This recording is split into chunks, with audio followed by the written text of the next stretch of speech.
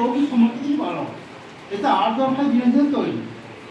ভিন্ন ভিন্ন শরবত, ছাতু শরবত, আমের শরবত, বেলের শরবত বা পাঁপড়, ধূপ, মোমবাতি, জেলি, ভিন্ন ভিন্ন সাবরকম অনেক জিনিস আছে যা ৮-১০টা জিনিসের তৈরি। এটা যদি আমি লক্ষ্য হিসাবে লিখতে পারি যে আমি শরবত, এখন গরমকাল আছে, বাজারে আমের শরবত বা বেলের শরবত, ছাতু শরবত, জলজিরা শরবত আমি বাজারে বিক্রি করতে পারি।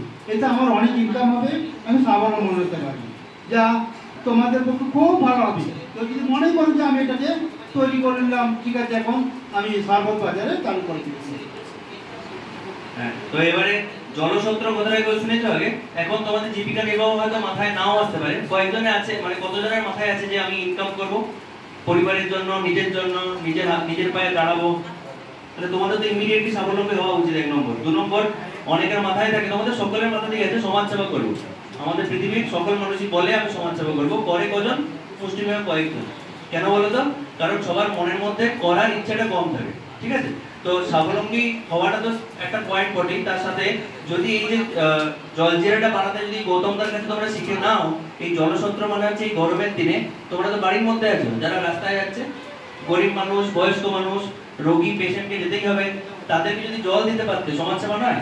কতটা পুণ্য অর্জন হবে বলো? ভগবত গীতাতে ভগবান তাই বলেছে যে কর্ম করে যাও। তো তোমরা কর্ম করতেই চাও, বাইবেলে লেখা আছে, ভগবান বলেছে নিজের জন্য কাজ করো এবং আমার জন্য কাজ করো, you work for the lord, তাই না? তাহলে ভগবানের কাছ থেকে গ্রেট আশীর্বাদ পাবে। যদি এতগুলো ফ্যাক্টর তোমরা জানো, তারপরেও যদি কিছু না করো, তখন কিন্তু সেটা পাপ। তাই জন্য আমি তোমাদের অনুরোধ করবো যে এই যে জিনিসগুলো এখানে একটা বোর্ডে করে আমরা লিখে এনেছি, যেটা অলরেডি শঙ্কু এবং ওদেরকে পাঠানো হয়েছে, ওরা বাজারে গিয়ে কিনে এনেছে যাতে করে তোমরা স্বাবলম্বনটা শিখতে পারো। এই এতগুলো আইটেম লাগে জলজিরা বানানোর জন্য, বানাতে খুবই কম সময়ের মধ্যে, কম খরচের মধ্যে তোমরা বানাতে পারবে। তোমাদের এখানে সাথে শিখতে বলা হচ্ছে, তোমরা শিখতে রাজি আছো? তো এটা কিভাবে, আচ্ছা, শঙ্কু আইটেমগুলো কিনে এনেছে, কিভাবে বানাতে হয় এই আইটেমগুলো অলরেডি দেওয়া আছে, 10টা আইটেম আছে, এগুলোকে পিষে মিক্স করে বানাতে হবে, নাকি? যে সমস্ত 10টা জিনিস আছে, একটা জিনিস জিরা আছে, নুন আছে, লবণ আছে, আদা আছে, পুদিনা পাতা আছে, সব গুঁড়া করে নিলাম। এবারে সব মিক্স করবো। এবারে যেরকম জল দেবো সেরকম 1 গ্লাসের জন্য হবে 1 চামচ। এবার 1 চামচ আমরা যখন জল তৈরি হয়ে যাবে, ওটা শুধু গুঁড়িয়ে নেওয়া, হাতে করে গুঁড়িয়ে নিলে ওটা হয়ে যাবে, অন্য কিছু জিনিস না। তো আমরা শঙ্কু অনিন্দ এদেরকে বলে যাব, তোমাদের মধ্যে যারা যারা ইন্টারেস্টেড আছো, এখন সবাই হাত তুলছো, বাট অ্যাকচুয়াল কাজের সময় খুব কম জানি আসবে, সেটাও আমরা জানি। যারা অ্যাকচুয়াল ইন্টারেস্টেড আছো তাদের জন্য আইটেম রেডি আছে।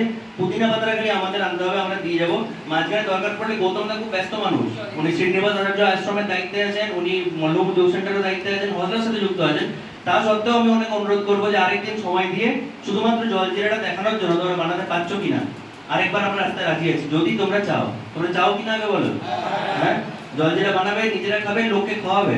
তোমাদের জলজিরা খেয়ে যদি কোনো গরিব মানুষের ভালো হয়, কত ভালো জিনিস সেটা, তাই না? এবারে হচ্ছে যেটা আমরা করবো সেটা হচ্ছে যে হোমওয়ার্ক সমস্ত গ্রুপে দেওয়া হয়ে গেছে তো?